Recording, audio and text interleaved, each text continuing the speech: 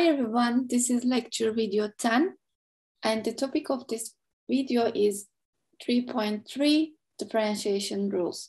In this section, we introduce several rules that allow us to differentiate constant functions, power functions, polynomials, rational functions, and certain combinations of them. Simply and directly, we will differentiate those type of functions without having to take the limits each time. So how do we differentiate constant function? Here you will see the rule for it. Okay, this is the rule to differentiate a function which is always a constant, let's say c. And the rule for it, as you can see, derivative of the constant function is 0. And there is a very easy proof of this fact. Let me show you. So we want to find the first derivative function. And as you remember from the previous lecture video, first derivative is defined through this limit, right? X plus h minus f of x divided by h. So our function is given as, don't forget, this we are dealing with the constant function here. That's why no matter what the point inside is, the evaluations will always be c, and then you will have 0 on the denominator like that. And the result of this limit is 0 because h goes to 0 means that h never touched 0. So 0 over some real number will be 0, which proves the fact that first derivative of a constant function is always 0. So this is the graph of the constant function, and this explains why we put the images as c, because it is always constant for each point on x-axis. Okay, next rule is about the power rule. You see the power function here, f of x, x to the power n. This is the power function, and the rule for it is given as you take this power down. Okay, if you want to differentiate x to the power n, you take that power down like here, like this, and then you subtract 1 from the power. Don't forget, this is the power rule for differentiating the power function, okay? And I'm sorry, yes, like that, yeah. Okay, let me put a box here so that you find the rule quickly while looking at your lecture notes. And here, n is a real number. You should also note that n is any real number. It may be positive, it may be negative, and so on. Okay, let's apply this rule on these examples. Let's take the derivative of this given function here. Y prime is what? We are applying this rule. N is 3. You see, the power is 3. I take the power down and I subtract 1 from the power like this. And what about this one? 2 over 3 is the power. I take it down. Then I need to subtract 1 from the power like this, giving me the result as 2 over 3 x to the power minus 1/3. Okay? And similarly, you can take derivatives of all the power functions. So square root 2 is the power there. That's why you need to take square root 2 down first, and then you need to subtract 1 from the power like this. What about this one? Y prime is, here, your function y is given as x to the power minus 4. In fact, you can write this function as x to the power minus 4 so that it is more suitable for our purposes, because now we see the power and we are ready to take it down like this, and then when you subtract 1 from the power, you will have minus 1 at the power. Okay, let's handle this one. Y prime is minus 4 over 3 x to the power what? You will subtract 1 from the power to obtain minus 7 over 3. And finally, please look at this one. Here you see this kind of function, 2 plus pi over 2. Over 2 comes from the square root. I write it in this form because we need to see the whole power to take the derivative of it. Now we are ready to derive it. Y prime is maybe, okay, there is an easier way, simpler way to write this function like that, pi over 2. And then now you can take the first derivative of it, take the power down, and subtract 1 from the power. This is your first derivative function. Okay, these examples explains how you apply power rule while differentiating them. Okay, next. Constant multiple rule. Here, C is a real constant, okay, which is here. And taking derivative respects scalar multiplication, meaning that you can take this C out from the derivative operation so that derivative of C times U is the same as C times derivative of the U function. By the way, U is a function of X here, okay? Is a differentiable function of X here, so that you can talk about the first derivative of U with respect to X. This is a function of the variable X. And if you multiply it with C, you can take it out and take the differentiable of U function with respect to C separately like this. For example, here we have an example on that. We see the graphs of these two parabolas here, okay? This is y equals 3x squared, and the orange one is y equals x squared. And the slope of the curve, okay, now we are talking, we want to find the slope of this curve where f of x is x squared. We want to compute the slope of the tangent line at which point drawn to your curve at x equals 1. You see, it is this tangent line here. This is a tangent line drawn to this curve at the point x equals 1. Okay, now we are talking about the slope of it. You remember that the slope is given by the first derivative evaluated at the point here. So let's take the first derivative of this function. It is easy, it is the power rule. So 2x evaluated at x equals minus 1. So the result is 2. This is the slope of the curve given by y equals x squared. Sorry, this is the slope of the tangent line drawn to this curve. Now let's do the same for the other function, okay? So this is our function now. We still want to find the slope of the tangent line drawn to this curve at x equals 1. It is here now. So 3x squared curve is the blue one. This line is the tangent line to 3x squared curve drawn at x equals 1. This time, okay, let's call this function as g of x. Similarly, it is the first derivative of g at point 1. So what is the first derivative of g? It is, so we want to find this, so we have to compute the first derivative of the g function. So d over dx, 3x squared. What we have learned about.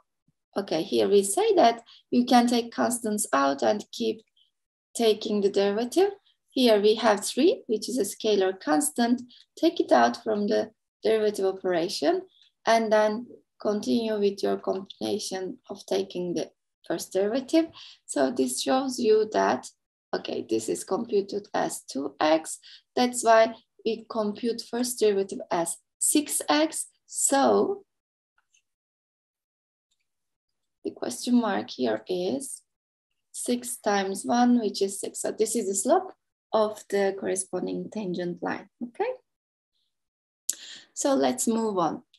Negative of a function. How do you take the derivative of minus u, where u is a function of x?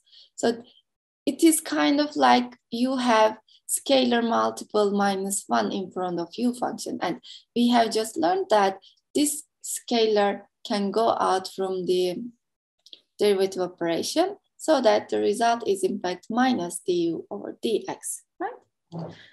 Okay, this is something simple, so let's move on.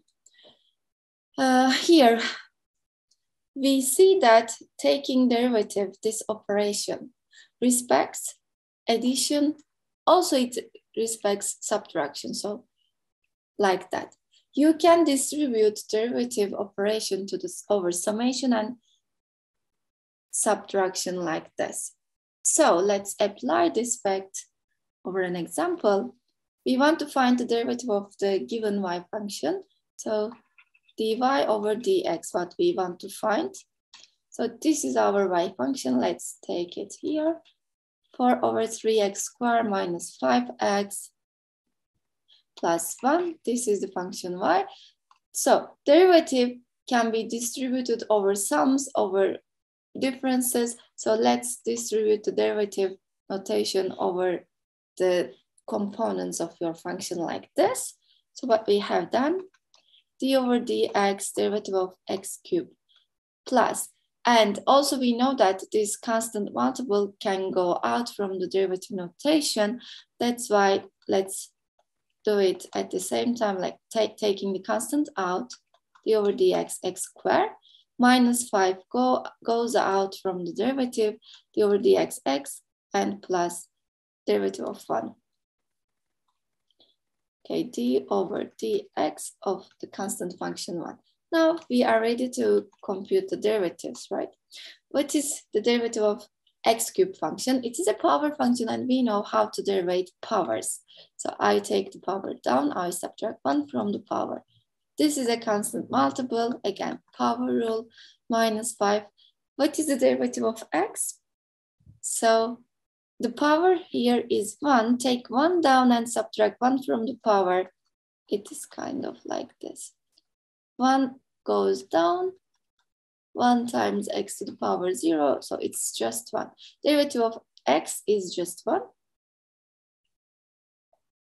Okay, and what is the derivative of the constant function? Obviously it is 0. This was the first rule that we have covered at the beginning of this lecture. So this is the result of the first derivative of the given function. Let's say this was a small remark here. Okay, let's move on.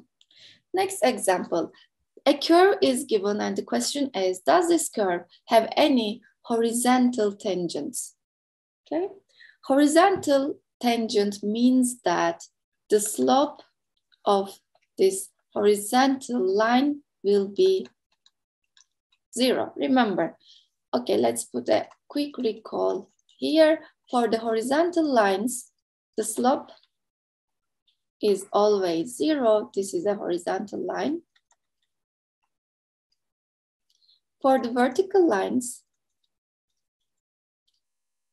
the slope is always infinite, right? Okay, so plus or minus infinite, let's say, because it may happen also that it is plus or minus infinite.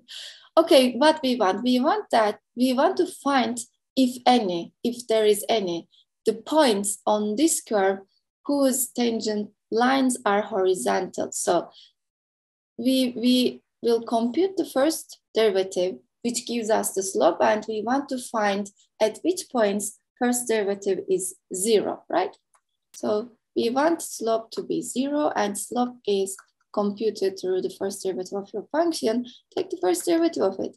For x cubed minus 4x plus 0, I mean, derivative of this part is obviously 0. It is like that. So we are searching for the points for which the first derivative is 0. Okay, we can find them. So decompose this polynomial as this one. And then we can easily find the roots of it by decomposing once more for this expression, like that. So the roots, x is either 0 or 1 or minus 1. At all those points, what happens? At all those points, slope turns out to be 0, so that the tangent line at those points is horizontal.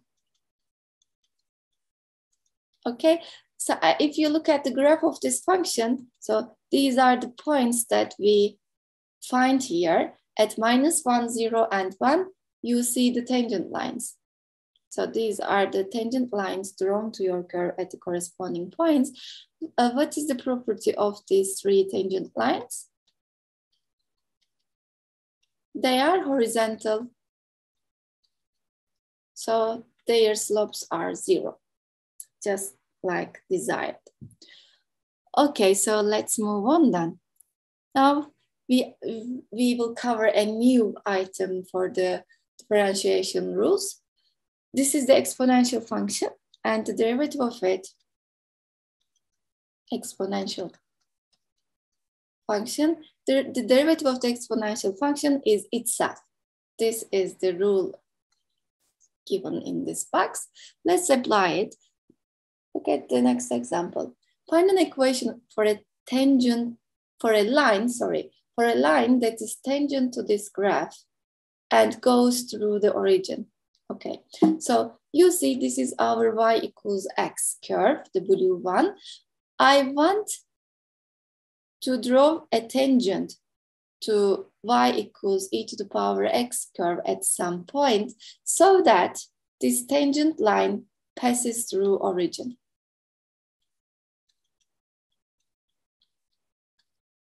Okay, so what should be this point then? We are searching such a point A.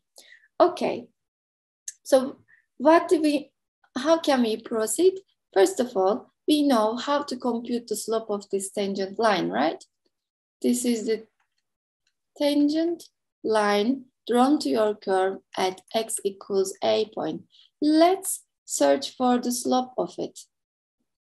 Slope of tangent line to this curve at x equals a.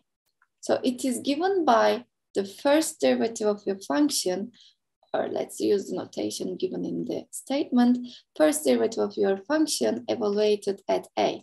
Why I am inserting a here? Because this tangent line is drawn at the point x equals a. So what is the value of y prime function at the point a? We know that the derivative of e to the power x is itself. It was the rule given here, right? That's why I will just insert x equals a to obtain e to the power a. Now, I will try to write the equation of this tangent line. Equation of this tangent line.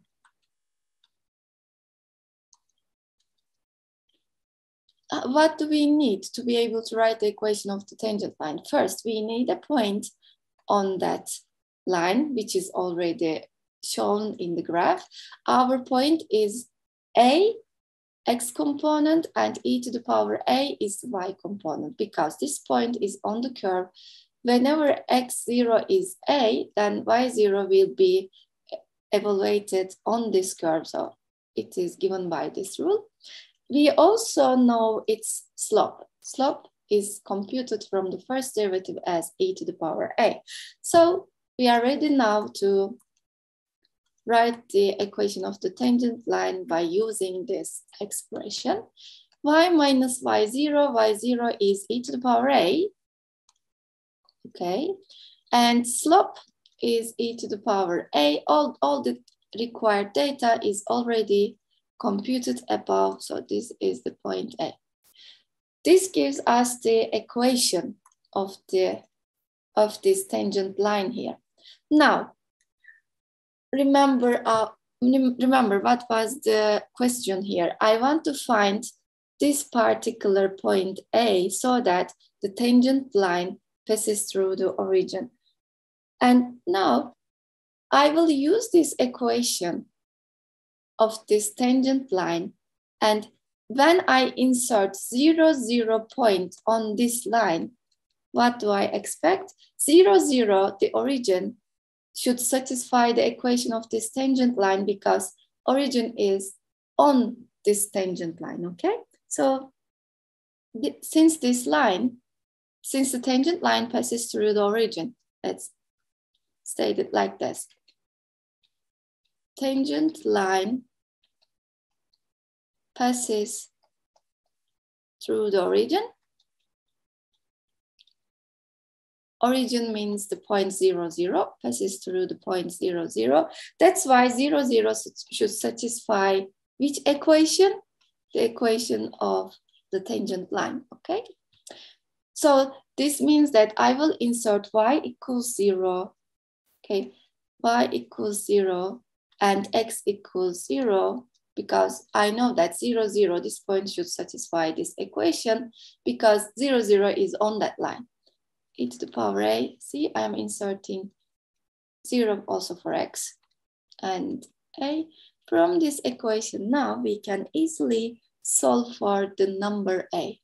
So what do we have? We have this and minus a times e to the power a.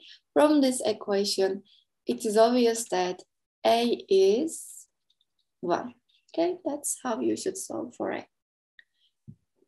Okay, so what is the conclusion here? If you draw the tangent line to exponential function at the point a equals 1, then you for sure that tangent line will pass through the origin. Okay, let's move on. Product rule. Okay, now we will cover the product rule together. Here you have two functions, u and v, both depending on x. These are differentiable functions on x. How do we take the derivative of this product? Okay, this is the product of two functions depending on x. So it is like, the rule is given like that. I need to make a recall or a remark here. I need to emphasize something, remark.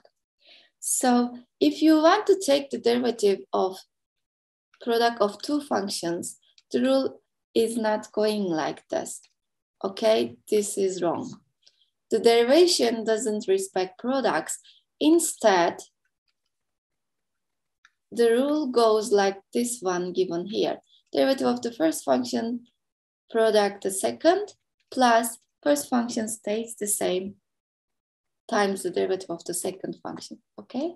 So I warn you, derivation do not respect product of functions. You cannot directly distribute the derivation to the products.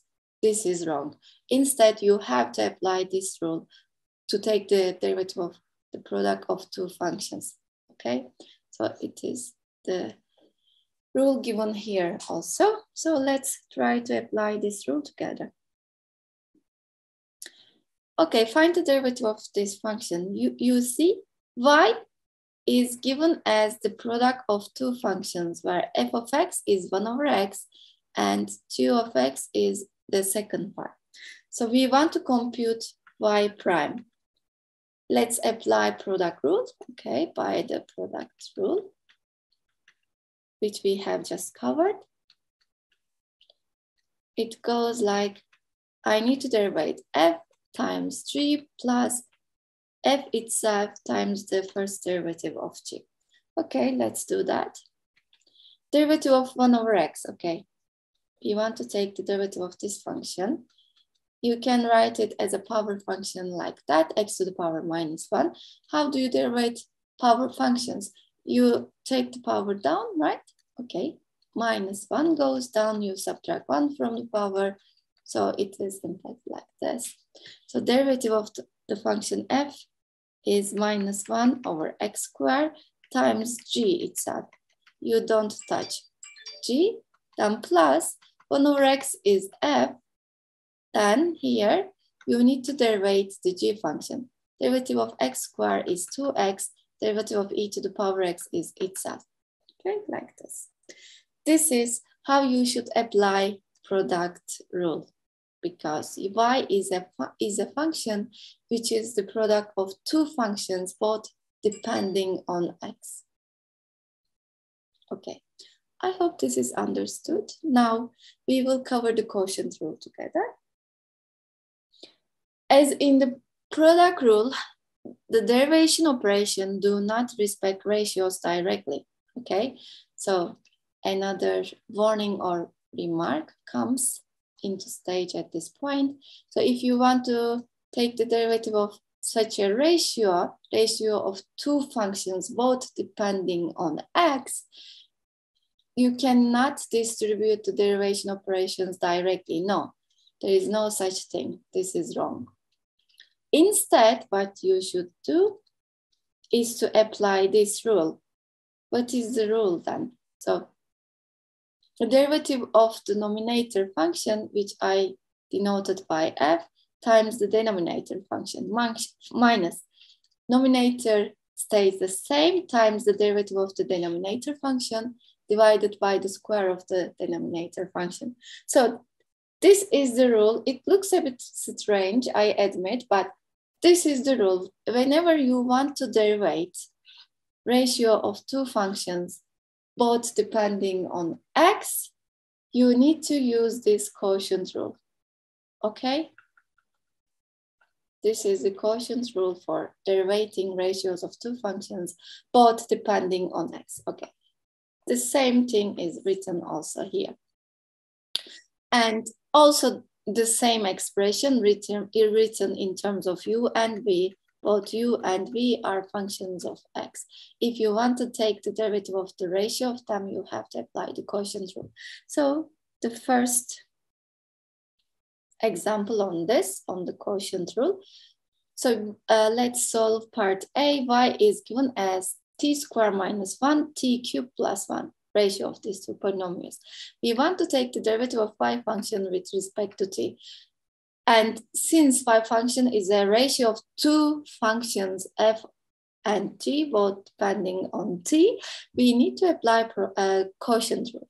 So derivative of the numerator times g minus numerator stays the same, derivative of the denominator divided by the square of the denominator. We will apply this rule, which we call as the quotient rule. Okay, t squared minus 1, what is the derivative of it?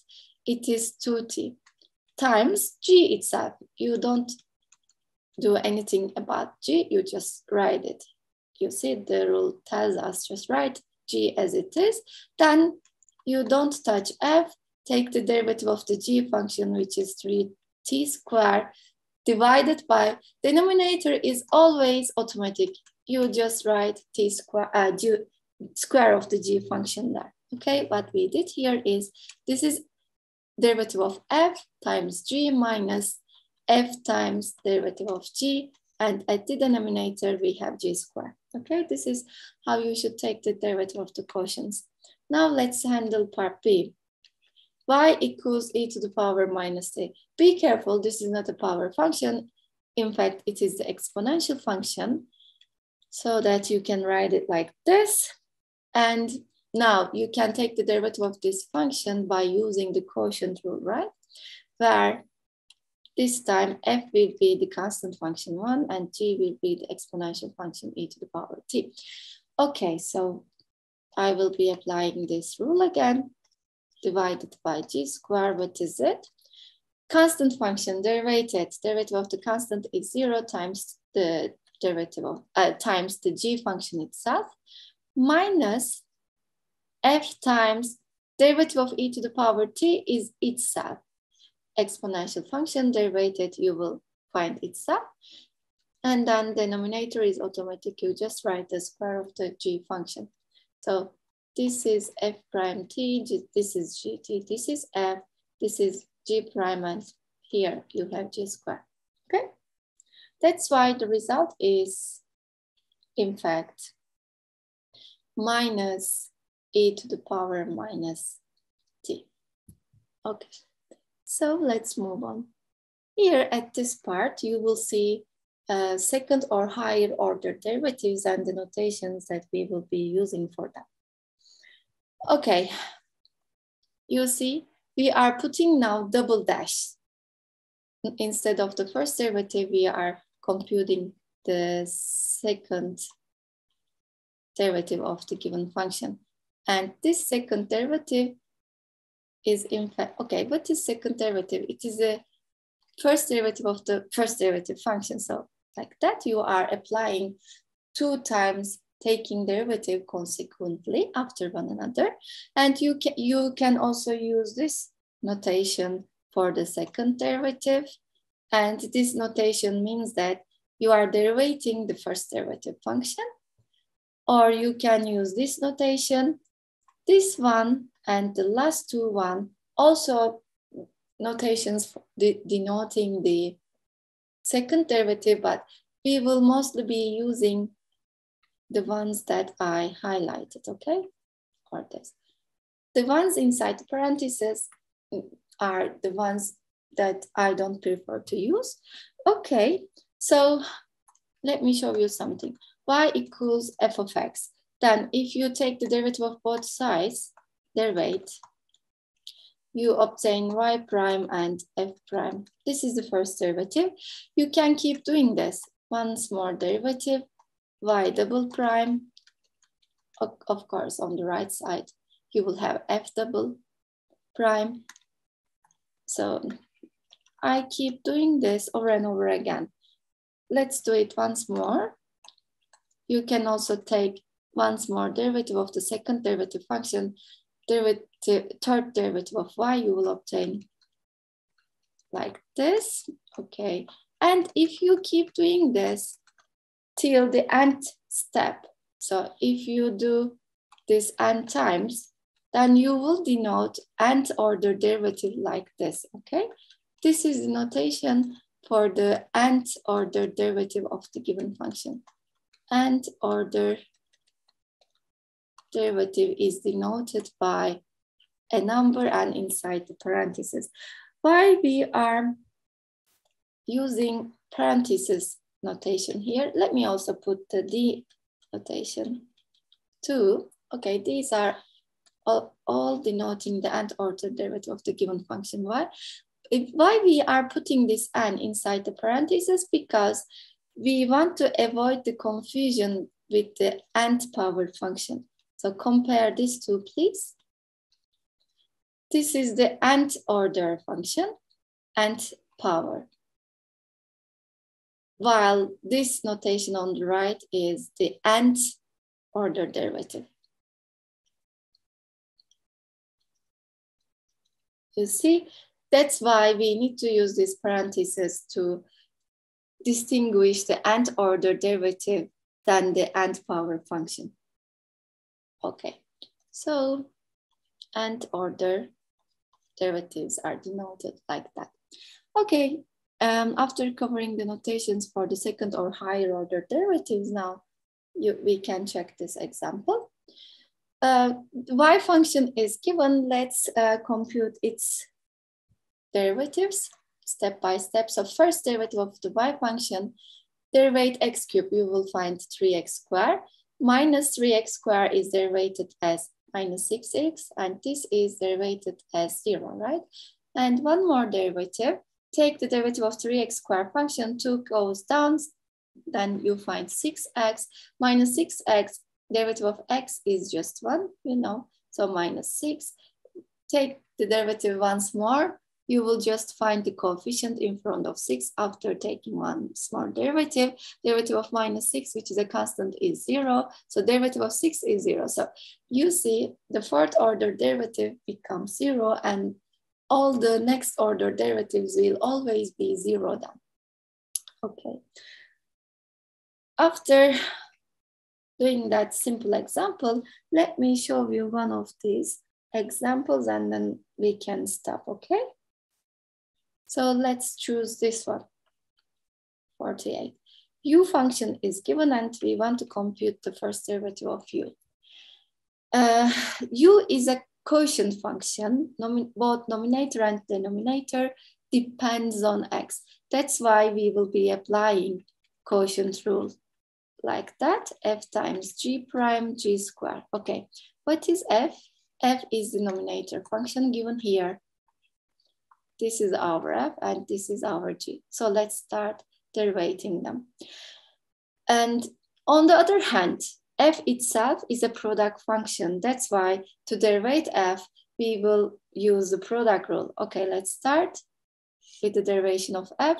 This is a product function. Be careful, you will use the product rule. That's why it is derivative of the first component, which is 2x times the second component itself, plus you write the first function as it is times the derivative of the second part, right? By the way, sorry, this is not just 2x, it is 2x plus 1. You have another x here. Then times the second function itself. First function stays as the same, and then I will multiply it with the derivative of the second part, which is 2x minus 1. Okay, this whole thing here is what? It is the first derivative of the f function, okay? This whole thing here is f prime. Okay, then after f prime, I need to multiply it with g, x to the power 4. You see, I am continuing with this rule now, the quotient rule, minus f itself will be written as it is x squared minus 1 plus 1 times, now I am here, times the derivative of the g function. What is it? The derivative of the g function is 4x cubed. You see, we handle the denominator like this. And then the denominator is automatically written. Whatever you see at the denominator here, you just take the square of it, okay? So since f function itself is a product function, we apply here the product rule, and then we continue with applying the quotient rule for the derivative of u. Okay, let me also put this, like this is g, this is f, this is g prime, and this thing is g squared. Okay, I stop here. See you in the next lecture video.